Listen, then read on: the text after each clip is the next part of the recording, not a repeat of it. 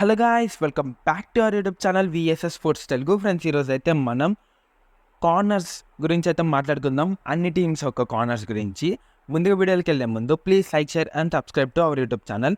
Friends, వచ్చేసరికి అయితే last season runner apps Haryana Steelers and Haryana Steelers ఒక డిఫెన్స్ గురించి మాట్లాడుకుంటే అక్కడ ఉన్నది లెఫ్ట్ కార్నర్లో మొహమ్మద్ రిజా షియాన్షి.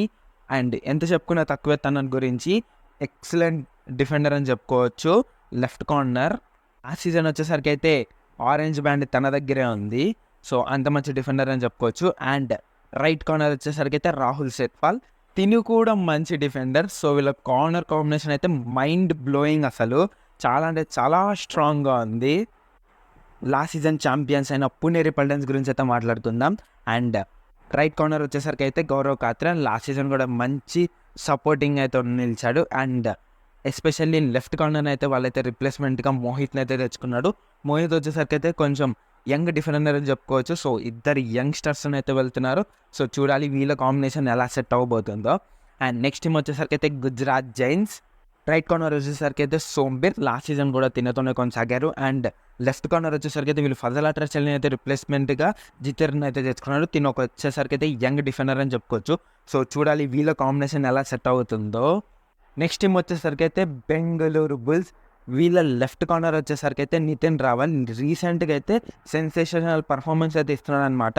అండ్ మన ఇండియన్ టీంకి కూడా లెఫ్ట్ కార్నర్లో చేశాడు. అండ్ రైట్ కార్నర్ వచ్చేసరికి అయితే నందన్, తిన కొంచెం లాస్ట్ సీజన్ కూడా వీళ్ళతోనే కొనసాగాడు. కాబట్టి చూడాలి వీళ్ళిద్దరు కాంబినేషన్ ఎలా సెట్ అవుతుందో. అండ్ లాస్ట్ వారియర్స్, వీళ్ళ డిఫెన్స్ చూస్తే ఆహా అనాలి. ఎందుకంటే 2 ఎక్స్పీరియన్స్ కార్నర్స్ అయితే ఉన్నారని చెప్పవచ్చు. లెఫ్ట్ కార్నర్ వచ్చేసరికి అయితే ఫజల్ అట్రాచెల్లి అండ్ రైట్ కార్నర్ వచ్చేసరికి అయితే నితీష్ కుమార్.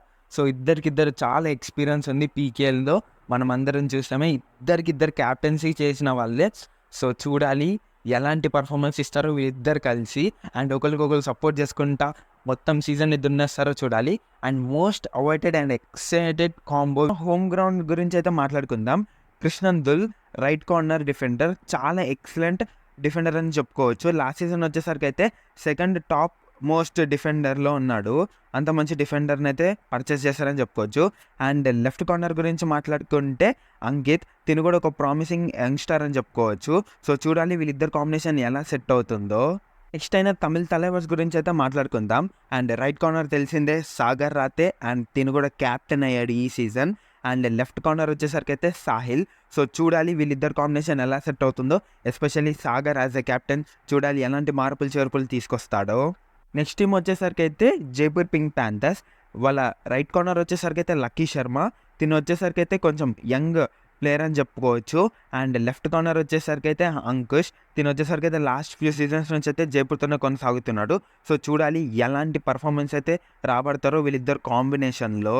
నెక్స్ట్ అయినా మన యూ ముంబై టీం గురించి అయితే మాట్లాడుకుందాం. యూ ముంబై రైట్ కార్నర్ వచ్చేసరికి అయితే రీకు, తిను వచ్చేసరికి అయితే చాలా సీజన్స్ నుంచి అయితే యూ ముంబైతోనే కొనసాగుతున్నాడు.